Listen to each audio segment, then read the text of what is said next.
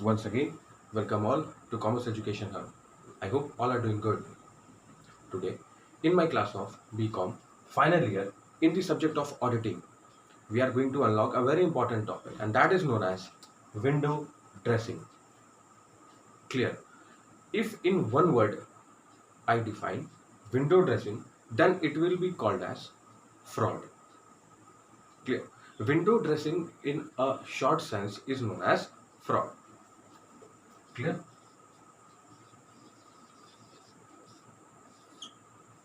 Maximum ये cases आते हैं आपके लार्ज स्केल फर्म्स में, यूनिट्स में, इकाइयों में, जहां पर एक लार्ज लेवल पर लार्ज स्केल प्रोडक्शन हो रहा है, उसका एक्सपोर्ट्स, उनका इंपोर्ट्स और साथ ही साथ आपका डोमेस्टिक कंट्री और मार्केट की नीड को भी फुलफिल किया जाना होता है। अब लार्ज अमाउंट के फाइनेंशियल ट्रांजैक्शंस हो रहे होते हैं वहां पर, तो डेली बेसिस पर जब लार्ज अमाउंट के फाइनेंशियल ट्रांजैक्शंस हैं, डेबिट और क्रेडिट फॉर बोथ, सो उन केसेस में फ्रॉड की जो एक ग्रेडेशन है वो इंक्रीज होना ही है। ठीक है, और ये किया जाता है कंपनीज के द्वारा to increase the brand image for a concern and attain the goodwill as well as not to show off true and fair view of the financial statements. Clear? यानी कि putting before the customers, putting before the shareholders, putting before the board of directors such financial statements which are not true. Okay, so we can write it as no true and fair view of financial statements. Books of entries जो भी हमारी है, journal, ledger, final accounts, trading, profit and loss and balance sheet along with the bank reconciliation statement and cash flow statement, each and every column of every account has been made totally in the sense of fraud. यानी कि आपने यहां पर misguide किया है, mislead किया है आपने कस्टमर्स को, शेयर होल्डर्स को, पब्लिक को, to attain brand image and goodwill in the market. Okay, so देखिए ये एक प्रकार का हमारे लिए क्या हो गया, फ्रॉड। इसका एक और सिनोनिम हम कह सकते हैं, ये किया जाता है, देखिए, स्कैम्स। ओके, जितने भी हमारे यहाँ पर स्कैम्स होते हैं मैक्सिमम लार्ज स्केल कंपनीज में, ओके, फॉर एग्जांपल सत्यम घोटाला हुआ, कोलगेट का हुआ, ठीक है, there are many examples regarding this same, so these are known as scams. Okay, the synonym for the same is window dressing. यानी कि you are trying to cover the losses and not showing the actual profits। आप losses को, जो भी आपके घाटे हुए, वो यहां पर आप कवर कर रहे हैं अपने रॉन्ग फाइनेंशियल स्टेटमेंट्स के माध्यम से, और वही कहलाता है आपके लिए window dressing. Now let's see, there are two modes of seeing the same. सबसे पहला कि why is it done. Okay, the first one is why is it done? So the first point is to attract the investors. Okay, आप यहाँ पर जो भी आपके निवेशक हैं, ओके, जितने भी इन्वेस्टर्स हैं उनको आप अट्रैक्ट आउट कर रहे हैं। अब आपके यहाँ पर इन्वेस्टर्स कौन कौन से आ जाने वाले हैं? सबसे पहले आपको ये पता है कि आपके हैं शेयर होल्डर्स।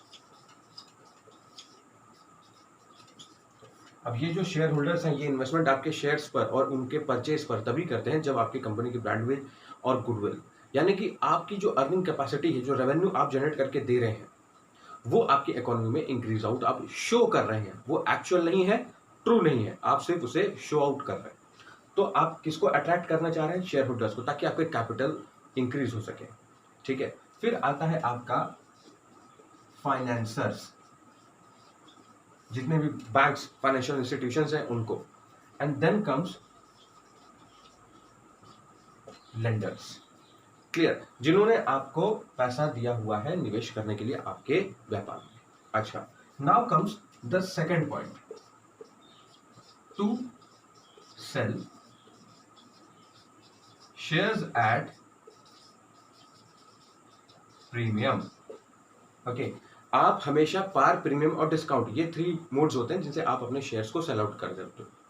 बट यहां पर विंडो ड्रेसिंग में किया जाता है शेयर्स को सेल आउट हमेशा प्रीमियम पर, यानी at the maximum value. Clear?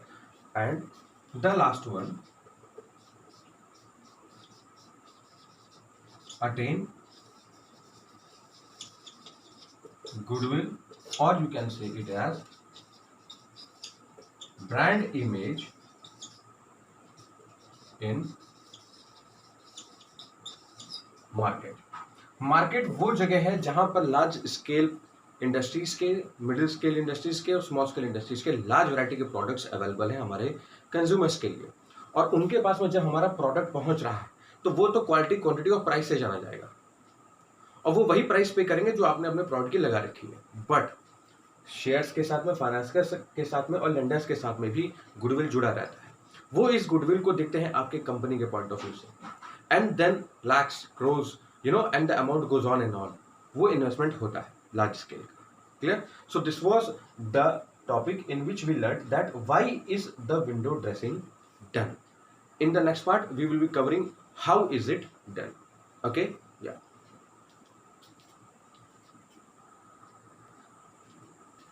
So let's continue with the same. Now let us see how the window dressing is done. कैसे इस विंडो ड्रेसिंग को, इस फ्रॉड और स्कैम को रोक दिया जाता है. क्लियर? तो सबसे पहला जो तरीका होता है, कंपनीज क्या करती हैं कि over statement of assets. Over statement of assets means आपने जो डेप्रिसिएशन लगाना था आपकी एसेट्स पर, for example in machinery we put the depreciation in and all kind of such assets which are of technical behaviour. So उन assets पर आपने less depreciation लगाया, लेस डेप्रिसिएशन. फॉर एग्जाम्पल आपकी मशीनरी आपने 2 लाख रुपीज की purchase out की थी when you were a fresh owner in your concern. अब आप मार्केट में आते हैं अपना प्रोडक्ट लेकर के, आपने 2 साल तक उस मशीनरी को यूसेज कर दिया. उस 2 लाख की मशीनरी पर अभी लगना चाहिए था 30% डेप्रिसिएशन, बट कंपनीज उस पर लगाती हैं 20%. अब ये 20% अगर लगा दिया गया तो आपने डिक्रीजमेंट कितने का दिया? 10% का. यानी आपने 10% मशीनरी की वैल्यू ज्यादा दिखा दी, उसे डेप्रिसिएशन उसकी वैल्यू को कम करके. क्लियर? वाई? ताकि आपकी जो टेक्निकलिटीज हैं, ओके, जो आपके प्रोडक्ट मैन्युफैक्चरिंग से रिलेटेड है, उसकी निर्माण प्रक्रिया से रिलेटेड है, उसको आपने इंक्रीज करना चाहा, और कंज्यूमर्स और मार्केट में जो भी पब्लिक है हमारे पास, शेयर होल्डर्स, इन्वेस्टर्स, लेंडर्स, सभी को आपने शो ऑफ करना चाहा कि मेरी मशीनरी एक हाई टेक्नोलॉजी की और बहुत सही मशीनरी है. और साथ ही साथ आपने अपने प्रॉफिट एंड लॉस अकाउंट में प्रॉफिट्स को इंक्रीज करना चाहा. So there are many reasons. Okay, so सबसे पहला वे क्या हो गया, सबसे पहला तरीका कैसा हो गया कि over statement of assets. Now comes the second one, understating expenses. जो आपके खर्चे हैं उनको आप अंडरस्टेट कर रहे हैं. अंडरस्टेट मीन्स आपने लेस दिखाया हुआ है, आपने उसको मीट तो किया, आपने उन खर्चों को वहन तो किया, बट उसका ना ही आपने बिल्स लिए हैं मार्केट से, उस पार्टी से जिससे ऊपर आपने एक्सपेंसेस मीट आउट किए. कोई आप कह लीजिए कि आपके जितने भी इसमें आते हैं आउटस्टैंडिंग एक्सपेंसेस, ठीक है, जो भी आपके आउटस्टैंडिंग एक्सपेंसेस हैं, I am writing it in short form, उनको आपने क्या किया? Not show. आपने शो ही नहीं किया. यहां पर मीट जरूर किया होगा अपनी कंपनी में. अब इसमें क्या है, आपके outstanding expenses, extra fuel charges लगे होंगे, या आपके डायरेक्ट एक्सपेंसेस के अलावा आउटस्टैंडिंग एक्सपेंसेस के कॉलम में जो भी लिस्ट में आपके आइटम्स और फाइनेंशियल ट्रांजैक्शंस आते हैं, उन्हें आपने कैश में मीट जरूर कर लिया, बट आप उनको रिकॉर्ड्स अपने फाइनेंशियल स्टेटमेंट्स में और अकाउंट्स में नहीं करते. यानी रिकॉर्ड्स को बिना मेंटेन करके हमने यहाँ पर अंडरस्टेट किया, हमारे एक्सपेंसेस के खर्चे को कम दिखाया. Okay, now comes the third way of doing window dressing. It is increasing inventory ratio.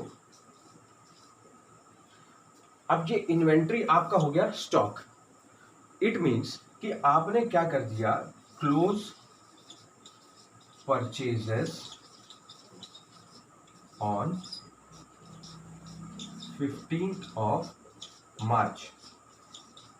हमारे एक वित्तीय वर्ष में, एक फाइनेंशियल ईयर 1 अप्रैल से लेकर 31 मार्च तक आपने क्या करते हैं कि अब हमारा 31 मार्च को अकाउंट्स हमारे क्लोज हो रहे हैं, ऑडिट होगा, quarterly, half yearly, annual audits हम करवाते आए, बट हमारे जो भी परचेजर्स थे उनको हमने कब क्लोज कर दिया? 15th ऑफ मार्च को। यानी कि हमारे स्टॉक में जो रॉ मटेरियल था, साथ ही साथ आपके जितने भी एक्स्ट्रा एक्सपेंसेस जो आपने इनकर किए थे, आपने वहन किए थे, उनको इनकर्ड तो किया, बट अब आप उन्हें 15th ऑफ मार्च के बाद कोई भी एक्स्ट्रा एक्सपेंसेस आप मीट आउट नहीं करते हैं। यानी कोई भी परचेजेस आपने मार्केट में अपनी कंपनी के लिए, okay, for various departments, plant layout setup, technicalities, machinery, किसी भी चीज के लिए, प्रोडक्ट की packaging, transport, XYZ, it may be any kind of such expenses, आपने वो मीट आउट नहीं किए। और यहाँ पर आपका जो रेडी स्टॉक है वो आपने इंक्रीज करके अपने स्टॉक हाउसेस का यहाँ पर शो कर दिया, और उसको ऐसा शो करने पर आपने क्या हो गया, इन्वेंट्री जो रेशियो है आपका, जो अनुपात है, वो आपका इंक्रीज हो गया। यानी कि मार्केट में ये हो जाता है कि भाई फला कंपनी का प्रोडक्ट सबसे ज़्यादा अवेलेबल है उनके पास में, और टाइमली वो डिमांड को मीट करते हुए सप्लाई भी कर सकते हैं। एंड एट लास्ट ये सब कुछ होने के बाद में क्या होता है, आपका नेट प्रॉफिट इंक्रीज हो जाता है, ओके। और जब नेट प्रॉफिट इंक्रीज होता है तो जो ट्रू और फेयर व्यू होना चाहिए था फाइनेंशियल स्टेटमेंट्स का, वो आप शो नहीं करते हैं, and that is known as a kind of scam which is done, and the synonym for the same is fraud, and it is also known as window dressing. Hope you would have understood it better. Kindly prepare your own notes and study the same from your book. Thank you.